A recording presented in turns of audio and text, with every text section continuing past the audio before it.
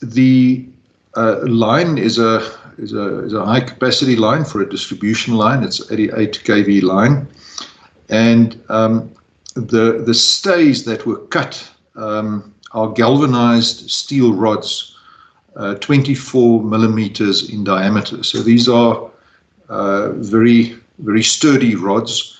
The perpetrators of this cut all 8 stays.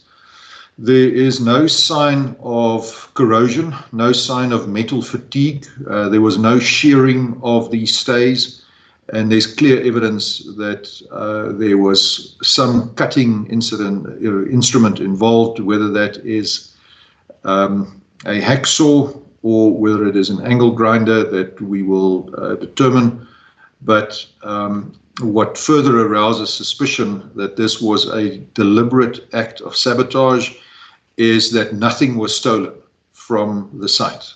So the stays were cut, the tower was pushed over onto the other line, but nothing was stolen. So this is not an economic crime.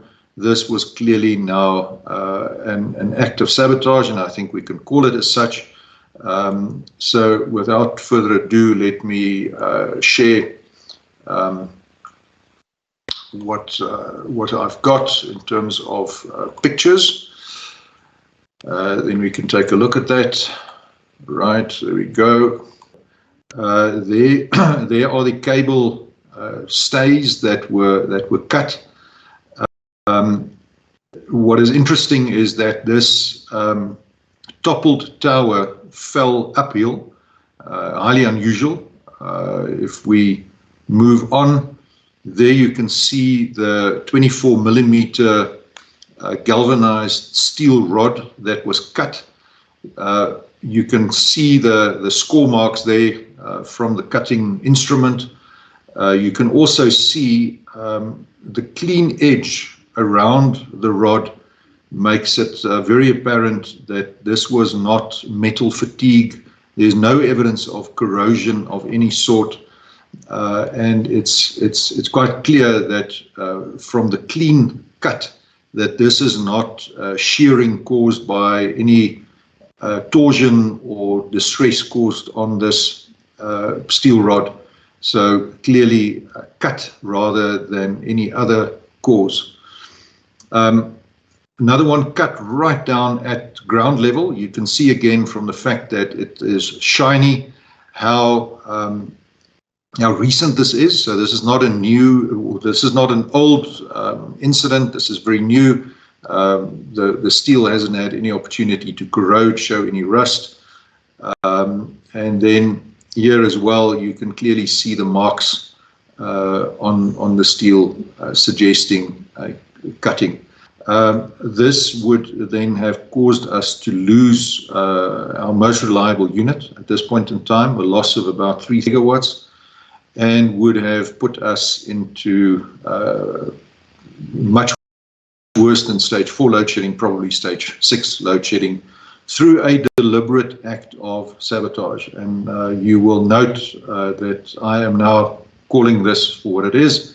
For some time we have had suspicious incidents, the clearest indication that we have had to date that there are individuals out there who seek to really damage the economy by causing very significant and substantial load shedding.